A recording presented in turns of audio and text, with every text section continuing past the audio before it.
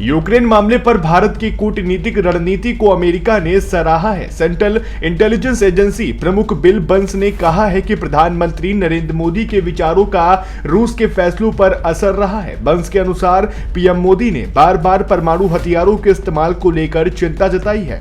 मोदी और चीन के राष्ट्रपति शी जिनपिंग की बातें रूसी राष्ट्रपति व्लादिमीर पुतिन का मन बदलने में कामयाब रही।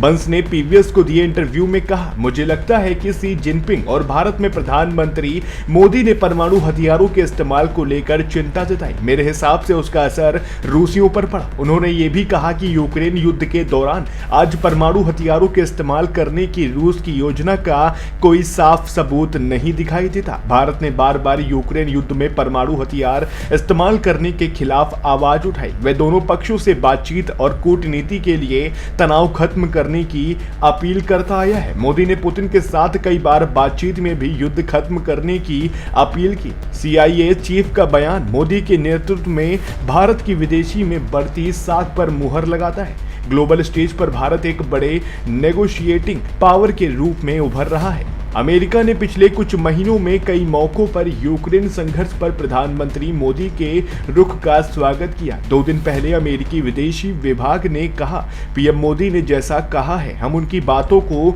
वैसे ही मानेंगे और जब वे चीजें होंगी तो उन टिप्पणियों का स्वागत करेंगे। अमेरिका के ऐसे बयान पश्चिमी देशों के भारत के रूस से तेल खरीदने पर नाराजगी के बीच आते रहे हैं। यूक्रेन संघर्ष में भारत ने अपने हितों का ध्यान रखते हुए किसी का पक्ष नहीं लिया। पहले कोविड फिर यूक्रेन संघर्ष के दौरान मोदी और पुतिन लगातार बात करते रहे हैं। दोनों नेताओं के बीच ताजा बातचीत 16 दिसंबर 2022 को हुई। इसमें मोदी ने पुतिन से एक बार फिर कहा कि बातचीत और कूटनीति ही आगे बढ़ने का इकलौता रास्ता है। दोनों नेताओं के बीच फोन पर यह बातचीत ऐसे समय में हुई जब यह सामने आया कि मोदी इस साल सालाना भारत रूस शिखर सम्मेलन के लिए मास्को नहीं जा रहे हैं।